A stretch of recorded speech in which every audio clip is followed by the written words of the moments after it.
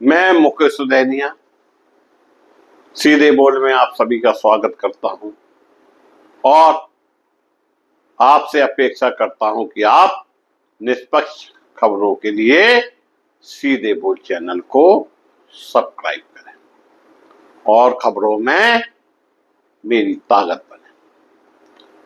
दोस्तों, बुंदेलखंड में एक कहावत बनी है कि सैया भय कुतवाल तो अब डर खाएगा। भाजपा सरकार ने यह सोच लिया कि विपक्ष या अन्य दल किसी काम के नहीं है, कुछ भी कहते रहें, करना उन्हें वही है जो उन्होंने ठान रखा है। इसीलिए राहुल गांधी ने चुनाव में हुई धांधली का आरोप लगाया। नेता विपक्ष के ताजा बयान से चुनाव में खलबली मच गई। राहुल गांधी ने दावा किया कि इंडियन एक्सप्रेस के लेख में किस तरह से भारतीय जनता पार्टी आसान तरीके से चुनाव की चोरी करती है। महाराष्ट्र के चुनाव नतीजे के बाद राहुल गांधी के 3 सवाल चुनाव आयोग से पूछे थे, मगर आज तक उन सवालों के जवाब चुनाव आयोग ने नहीं दिए। अब राहुल गांधी 5 कदम बता रहे हैं जिसके जरिए भारतीय जनता पार्टी चुनाव की चोरी करती है। राहुल गांधी ने अपने ट्वीट में लिखा, उनके एक बिंदु पर गौर किया जाए, एक बिंदु पर गौर किया जाए। राहुल गांधी कहते हैं कि चुनाव की चोरी का पूरा खेल 2024 का महाराष्ट्र विधानसभा चुनाव लोकतंत्र में धांधली का ब्लूप्रिंट था। अपने आर्टिकल में उन्होंने विस्तार से बताया कि कैसे स्टेप बाय स्टेप साजिश रची गई और इसमें राहुल गांधी ने 5 आसान कदम में जो बताया है वो कहते हैं, पहला कदम चुनाव आयोग की नियुक्ति करने वाले कानून पर कब्जा। याद हो मित्रों कि जब सुप्रीम कोर्ट ने स्पष्ट रूप से कह दिया था कि chief justice of supreme court विपक्ष नेता और एक और पैनल में रहेंगे, उसके बाद ही चुनाव आयोग नियुक्त होंगे। लेकिन इस फैसले से मोदी सरकार को सांप सूंघ गया था और उन्होंने सुप्रीम कोर्ट के फैसले को बदलते हुए अपना नियम बना दिया और 2-1 से चुनाव आयोग तय करने की बात का मामला संसद में पेश कर दिया। उसी अनुसार चुनाव आयुक्त की नियुक्ति हुई थी। दूसरा कदम, वोटर लिस्ट में फर्जी मतदान जोड़े गए। तीसरा कदम, मतदाता प्रतिशत बढ़ा चढ़ाकर दिखाया जाए। चौथा कदम, जहां भारतीय जनता पार्टी को जिताना था वहां टारगेट करके फर्जी वोटिंग कराई गई। 5वां कदम, सबूतों को छुपा दिया गया। राहुल गांधी ने अब लिखते हैं सबूतों को छुपा दिया गया। राहुल गांधी आगे लिखते हैं, यह समझना बिल्कुल मुश्किल नहीं है कि महाराष्ट्र में भाजपा इतनी बौखलाई क्यों थी। लेकिन चुनाव में धांधली भी मैच फिक्सिंग जैसी होती है। जो पक्ष धोखाधड़ी करता है वो भले ही जीत जाए, लेकिन इससे लोकतंत्र संस्थाएं कमजोर होती है, देश कमजोर होता है, वोटरों का भरोसा उठता है और जनता का नतीजों पर से भरोसा उठ जाता है। और इन सबूतों को खुद जनता को देखना चाहिए, समझना चाहिए, सच्चाई से मुंह नहीं फेरना चाहिए, जवाब मांगने चाहिए, क्योंकि महाराष्ट्र की ये मैच फिक्सिंग अब बिहार में भी दोहराई जाएगी। जहां तहां बीजेपी हार रही होगी, मैच फिक्स किए गए चुनाव लोकतंत्र के लिए होता है, ना कि सत्ता पाने के। दूसरा याद कीजिएगा, इसी मंच पर कुछ मिसाइलें दी गई थी और चुनाव के समय भारतीय जनता पार्टी समर्थक भाजपा के लिए वोट मांग रहे थे और अपने एक पोलिंग बूथ पर वोट डलवा रहे थे। इसके अलावा कई ऐसे मामले हैं जिन्हें आप खोजें तो मिल जाएंगे। कल्पना कीजिए, क्या ऐसा ही होता है देश में चुनाव, जहां लोग कैमरे पे कैप्चर हो जाते हैं, साफ दिखता है कि बूथ कैप्चरिंग हो रही है, फिर भी लोकतंत्र की बातें कही जाती हैं। लोकतंत्र और चुनाव किस कदर मजाक बनता जा रहा है देश में।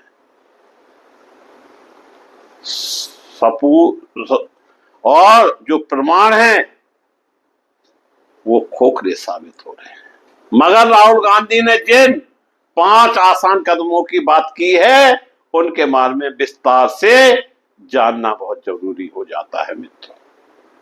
सबसे पहले वो एम्पायर तय करने वाली समिति में हेरा फेरी, यानी चुनाव आयुक्त की नियुक्ति कैसे की जाए, इसमें हेरा फेरी, और उसके बारे में राहुल क्या लिखते हैं, इस पर गौर कीजिए। चुनाव आयुक्त अधिनियम 2023 के द्वारा यह सुनिश्चित किया गया कि चुनाव आयुक्त प्रभावी रूप से प्रधानमंत्री और गृह मंत्री द्वारा इसके बहुमत से चुने जाएं। इसीलिए हमने शुरू में कहा सैया भाई कोतवाल तो डर खाएगा। इसमें तीसरे सदस्य यानी विपक्ष के नेता के वोट को प्रभावी किया जा सके, यानी जिन लोगों को चुनाव लड़ना है वही एम्पायर भी तय कर रहे हैं।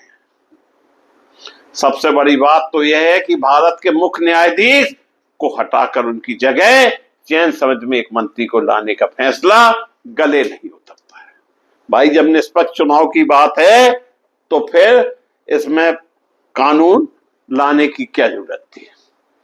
इसके बाद दोस्तों राहुल गांधी के दूसरे कदम की बात करते हैं, फर्जी मतदाताओं के साथ मतदान सूची में वृद्धि। इसके लिए राहुल गांधी कुछ आंकड़े पेश करते हैं, इस पर गौर किया जाए। चुनाव आयोग के आंकड़े के अनुसार महाराष्ट्र में 2019 के विधानसभा चुनाव में पंजीकृत मतदाताओं की संख्या 8,98,00,000 थी। सोचने वाली बात है दोस्तों। 5 साल बाद यानी मई 2024 के लोकसभा में यह संख्या बढ़कर 9,29,00,000 हुई, लेकिन इसमें सिर्फ 5 महीने के बाद नवंबर में विधानसभा चुनाव तक यह संख्या बढ़कर 9,70,00,000 हो गई, यानी 5 साल में 31 लाख की मामूली वृद्धि, वहीं सिर्फ 5 महीने में 41 लाख की जबरदस्त वृद्धि।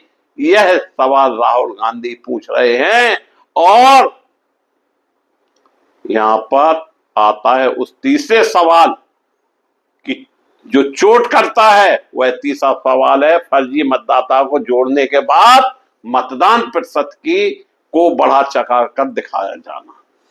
इस पर राहुल लिखते हैं, ज्यादातर सर्वे के लिए महाराष्ट्र में मतदान के दिन बिल्कुल समान दिखाया गया। बाकी जगहों की तरह लोगों को पंक्तिबद्ध होकर मतदान किया और लोग घर चले गए। शाम 5 बजे तक मतदान केंद्रों के अंदर पहुंच चुके थे, उन्हें मतदान करने की अनुमति दी गई। किसी में मतदान केंद्र पर ज्यादा भीड़ या लंबी कतार का कोई खबर नहीं आ रही थी, लेकिन चुनाव आयोग के अनुसार मतदान का दिन कहीं अधिक नाटकीय था।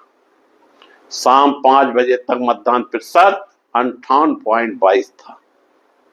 हालांकि मतदान खत्म होने के बाद मतदान प्रतिशत लगातार बढ़ता रहा। अगली सुबह को आंकड़ा सामने आया 66.05%, यानी 7.83 की अचानक वृद्धि। और राहुल गांधी पूछ रहे हैं कि ऐसा हो कैसे रहा है। यहां पर वो क्रिकेट की शब्दावली का इस्तेमाल करते हैं कि बैडमैन का इस्तेमाल करते हैं। दोस्तों, डोनाल्ड बैडमैन, जिसका टेस्ट में एवरेज लगभग 100% था। राहुल गांधी के यही है मुद्दे। फर्जी वोटिंग में बीजेपी को बना दिया नंबर 1 और बन गई सरकार। दोस्तों, राहुल लिखते हैं, इसके अलावा भी कई और गड़बड़ियां महाराष्ट्र में करीब 1 लाख वोट हैं, लेकिन नए मतदाता के अनुसार सिर्फ 12,000 बूथों पर ही जोड़े गए। बूथ उन पर 86 विधानसभा थे जहां भाजपा पिछले लोकसभा चुनाव में बुरा प्रदर्शन था। मतलब हर शाम 5 बजे के बाद औसतन 600 लोगों ने वोट डाला। यह वो आंकड़े हैं जो बड़े हैं, जो 66 पॉइंट कुछ पे पहुंचे थे। अगर मान लें हर व्यक्ति वोट डालने में 1 मिनट से भी ज्यादा लगाता है, तब भी मतदान की प्रक्रिया 10 घंटे तक जारी रहना चाहिए थी, लेकिन ऐसा कहीं नहीं हुआ है। ऐसे में सवाल यही है कि अतिरिक्त वोट कैसे डाले गए। जाहिर है इन सीटों में से ज्यादातर पर एनडीए की जीत दर्ज हुई है। चुनाव आयोग ने में मतदाताओं की इस बढ़ोतरी को युवाओं की भागीदारी का स्वागत योग्य बताया गया। बारे गजब चुनाव आयोग की फंडिंग। राहुल गांधी आगे सवाल पूछते हैं, यह टेट सिर्फ 12,000 बूथों तक सीमित रहा, बाकी 88,000 बूथों में नहीं। राहुल पूछ रहे हैं कि भैया ऐसे कैसे होता है, यानी कि शर्तों के साथ मतदान कैसे हो सकता है। दोस्तों, राहुल बहुत विस्तार से सवाल पूछ रहे हैं, मगर अफसोस चुनाव आयोग इन सवालों के जवाब नहीं दे रहा है, क्योंकि इससे पहले 3 सवाल किए थे, उनके जवाब नहीं दिए गए। यहां से जुड़ता है राहुल का 5वां मुद्दा, जिसमें वह दावा कर रहे हैं इस तरह से सबूतों को हटाया गया। राहुल गांधी के सबूतों को एक घपला मान रहे हैं। राहुल गांधी कहते हैं, चुनाव आयोग में विपक्ष के हर सवाल का जवाब था तो चुप्पी साध ली, या फिर अकारण रवैया अपना कर उन्हें 2024 के लोकसभा चुनाव, विधानसभा चुनाव के रिजल्टों से जो सीख मिली थी, उससे भाजपा कहीं न कहीं घबरा गई और मतदान केंद्रों के हाई कोर्ट द्वारा जब निर्देश दिए गए, वीडियोग्राफी, सीसीटीवी फुटेज साझा करने का निर्देश दिया गया, तो केंद्र सरकार चुनाव आयोग से सलाह लेने के बाद निर्वाचन के संचालन नियम 1961 की धारा 93(2)(a) में बदलाव कर दिया। और इस बदलाव के बाद क्या हुआ, इस बदलाव के जरिए सीसीटीवी और इलेक्ट्रॉनिक रिकॉर्ड्स तक पहुंच को सीमित कर दिया गया था।